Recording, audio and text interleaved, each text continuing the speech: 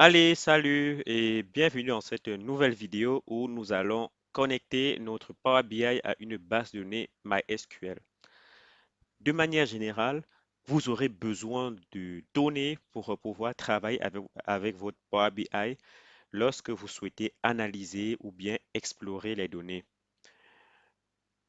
Il est également possible d'éditer les données à partir de votre logiciel Power BI qui vous offre une fonctionnalité qui va vous permettre d'enregistrer vos données de manière manuelle, quoi. Vous allez enregistrer vos données de manière manuelle dans un tableau, dans un enregistrement, un peu comme si vous l'enregistrez dans un fichier Excel.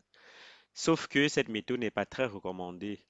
Également, il peut arriver que dans votre service, vous ayez scindé l'utilisation de votre Power BI de sorte que certaines personnes chargent juste d'enregistrer les données à partir de Power BI. Mais votre environnement se veut être adapté à l'utilisation ancienne en fait, la manière dont on utilisait avant pour stocker des données, notamment dans des fichiers Excel, des fichiers CSV, dans des bases de données et j'en passe. Et donc, nous allons particulièrement nous intéresser à la connexion de notre Power BI à notre base de données MySQL.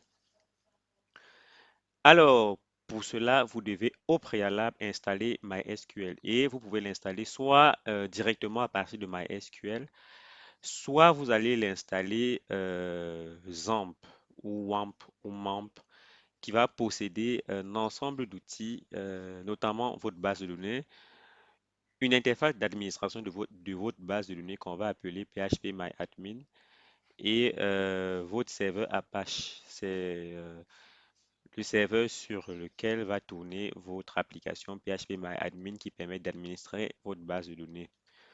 Sur ma machine, je l'ai déjà installé. Donc, pour avoir accès, je vais juste prendre XAMPP à ce niveau ou bien on peut juste saisir XAMPP. Le logiciel est gratuit et il est disponible sur le site d'Apache ou bien sur le site de XAMPP, le site officiel de XAMPP. Alors là, vous allez démarrer le service Apache et le service MySQL. Il y en a encore, il y a d'autres services, mais ils ne vont pas nous intéresser pour le moment. Et donc, ayant déjà démarré ces services, on va aller sur notre navigateur, on va lancer l'interface d'administration de MySQL qui est tout simplement localhost slash php myadmin. Et lorsque vous lancez slash php myadmin, vous avez votre interface d'administration PHP MyAdmin. Et cette interface va vous présenter sur la barre latérale gauche un ensemble de bases de données et vous pouvez créer la vôtre. Alors, ce qu'on va faire, c'est qu'on va créer déjà une base de données qui va permettre de stocker euh, nos données et ces données, je vais les offrir à partir de soit en commentaire, soit en description de la vidéo. Donc, ce sera soit un fichier, en fait, je vais vous donner deux fichiers. Un fichier Excel, du moins sur un format Excel ou CSV et un autre fichier sur un format SQL. Alors, pour créer une nouvelle base de données, vous venez juste sur Nouvelle base de données et puis on va entrer le nom de la base de données. Donc, on va prendre COVID-19 comme ça et on clique sur Créer. Et hop, notre base de données est déjà créée. Alors, on va importer des données qui seront renseignées dans notre base de données. Pour cela, on va cliquer sur le bouton Importer et on va cliquer sur Choisir un fichier. On va euh, dans notre ordinateur où se trouve notre fichier qu'on a préalablement téléchargé. Et là, on va prendre le fichier COVID-19 qui est un fichier SQL.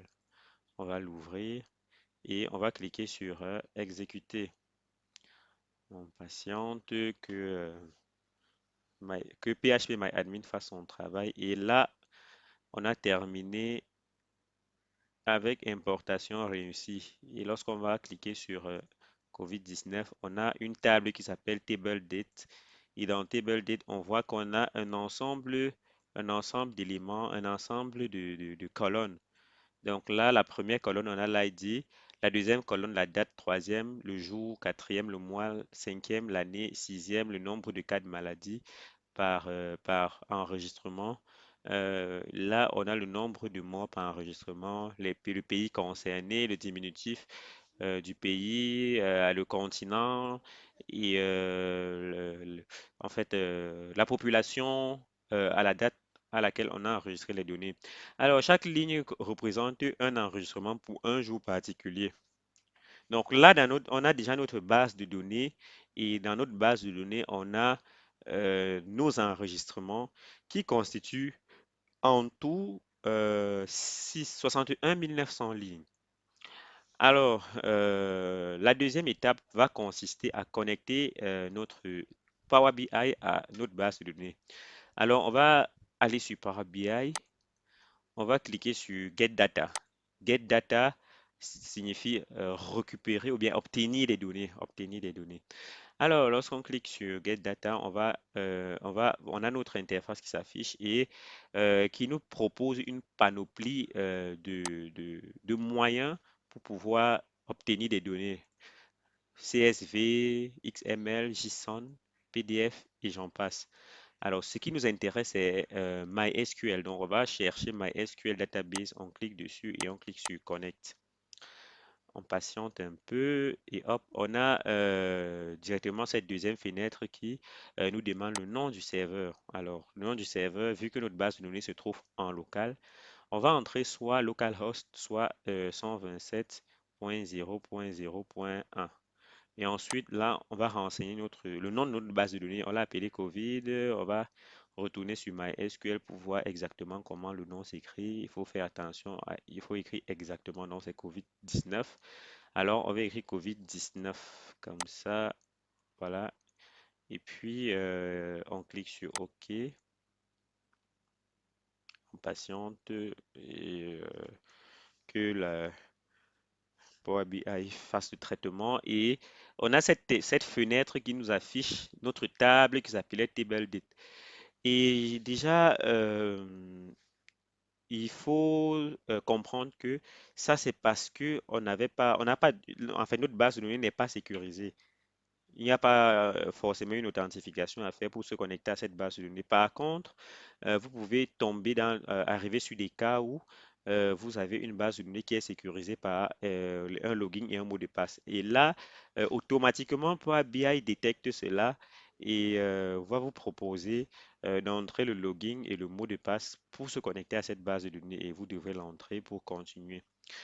Alors là, on va sélectionner la table. Donc normalement sur cette partie, vous devriez avoir un ensemble de bases de données. Si vous avez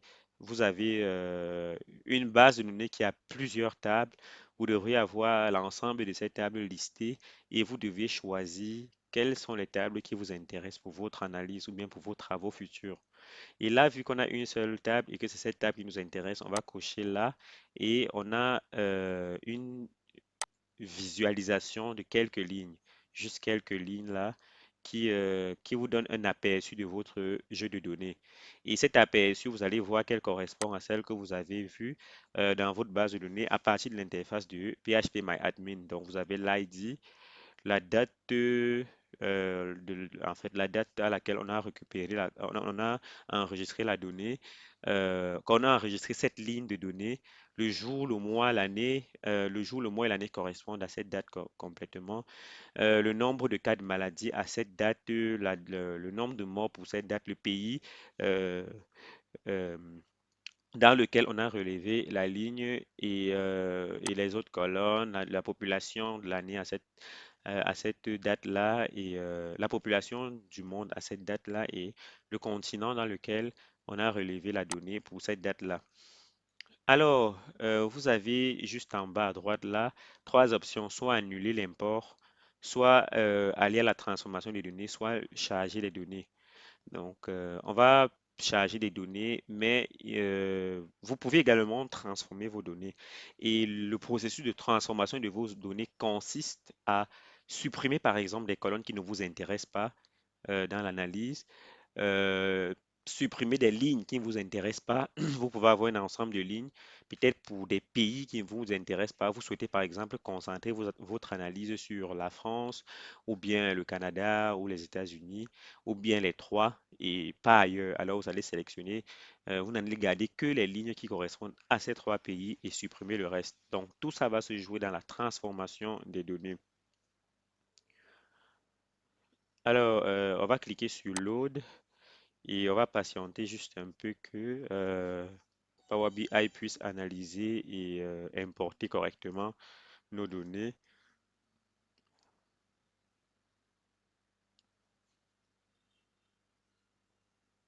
Et hop, l'import des données s'est effectué avec succès. On n'a qu'à aller dans l'onglet Data et on a notre ensemble de colonnes là et hop, vous avez également les lignes qui sont affichées. Alors, automatiquement, Power BI a trié les colonnes par ordre croissant, les colonnes numériques par ordre croissant, surtout au niveau des cas. Du moins, il choisit une colonne qu'il va trier de manière croissante. Mais là, on a plutôt trié par ordre, par date. Vous voyez, dimanche le 22 novembre, samedi le 21 novembre. Donc, on a filtré les données par ordre de date des plus récents vers les plus anciens. Vous voyez que la dernière donnée sera en 2020, le mercredi 2 septembre 2020, pendant que la donnée la plus récente est en novembre, donc 2020. Alors, on a déjà pu importer nos données et on a vu comment récupérer les données à partir de la base de données et importer dans notre Power BI. Dans la prochaine vidéo, nous allons voir comment installer, configurer, puis connecter notre Power BI à une base de données PostgreSQL. À tout de suite.